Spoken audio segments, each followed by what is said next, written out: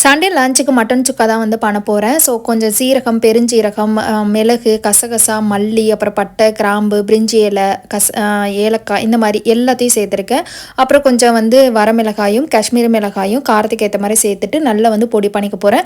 இந்த பொடி வந்து நம்ம ஸ்டோர் பண்ணி வச்சுக்கலாம். இந்த மாதிரி சுக்கா பண்ணும்போது நம்ம சேர்த்துக்கலாம். கோழி சுக்கா அந்த மாதிரி பண்ணும்போது கூட சேர்த்துக்கலாம். இப்போ மட்டனை நல்லா வாஷ் பண்ணிவிட்டு அதில் வந்து கொஞ்சம் தண்ணி ஊற்றிட்டு கொஞ்சம் இஞ்சி பூண்டு பேஸ்ட் போட்டுட்டு கொஞ்சமாக மஞ்சள் தூள், அதுக்கப்புறம் கொஞ்சம் நல்லெண்ணெய் இதெல்லாம் விட்டுட்டு லேசாக வந்து உப்பு போட்டுட்டு நல்லா வந்து ஒரு 5-6 விசிலுக்கு மேலே விட்டு எடுத்துக்க போகிறேன். நல்லா வந்து வேகணும்.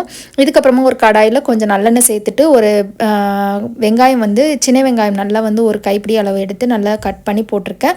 அப்புறம் நம்ம அரைச்ச மசாலா, வரமிளகாய் இதெல்லாம் போட்டு கருவேப்பிலை போட்டு நல்லா வதக்கிட்டு அதுக்கப்புறம் நம்ம வேக வச்சிருந்த மட்டனை தண்ணியோடு சேர்த்துட்டு நல்லா வந்து சுருளை வதக்கணும். அப்படின்னா சூப்பராக நம்மளோட மட்டன் சுக்கா வந்து ரெடி ஆகிடும். நான் கொஞ்சம் எடுத்து குழம்புக்கும் வந்து ரெடி பண்ணிவிட்டேன். ரொம்பவே டேஸ்ட்டாக இருக்கும். கண்டிப்பாக ட்ரை பண்ணி பாருங்கள். என்ஜாய் பண்ணுங்கள்.